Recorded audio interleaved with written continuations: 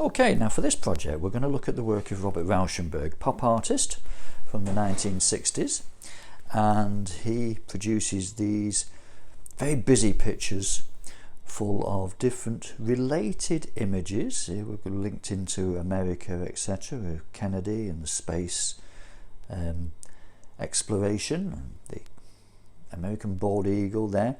He puts all these pictures together in quite a haphazard way to produce an overall image, and that's what I'm wanting to be doing with this next project. And we're going to base it on the title of War and Peace, and basically over the next few sessions we're going to produce different pictures on separate pieces of paper, and then we're going to put them all together to produce a final image.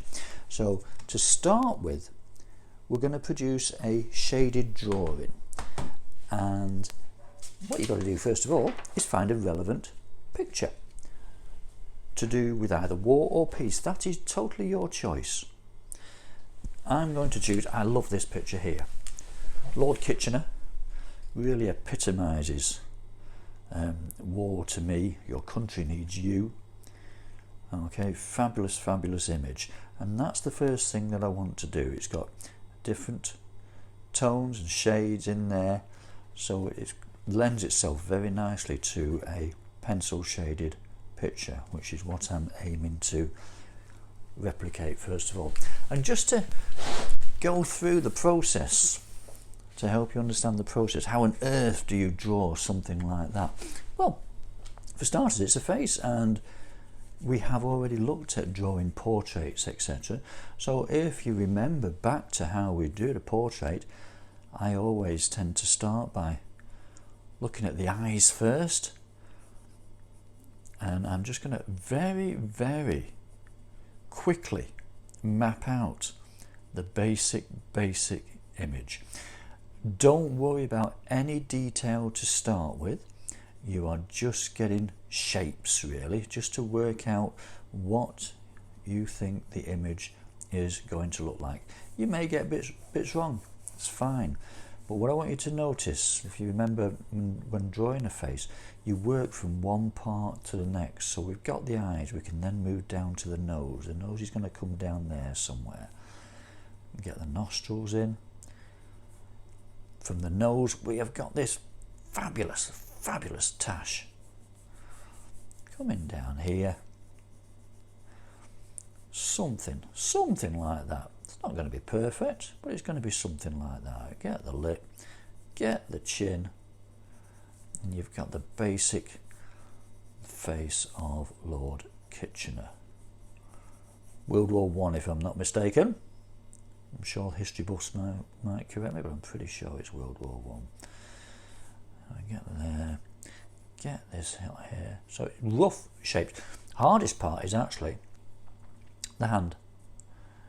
Okay, with that finger pointing right at you. It's quite a tricky little thing to do, but to start with, again, just think of basic shapes just to map it out. We get 3 fingers there, and we can get, oh, now look, I've done that way too small, haven't I? So let's change that. If that's the tash there, I've done that way too small. Let's make that finger a bit bigger there. Right, don't worry if you make a mistake. It can quite easily be fixed. There we go. Get the thumb on there now. That finger's coming down to there. It can be fixed.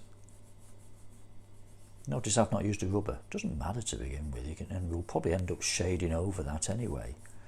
Get that sleeve on. Get his neck on there. So you've got that thing. So we're working to begin with line. Straightforward line drawing to map out the basic image.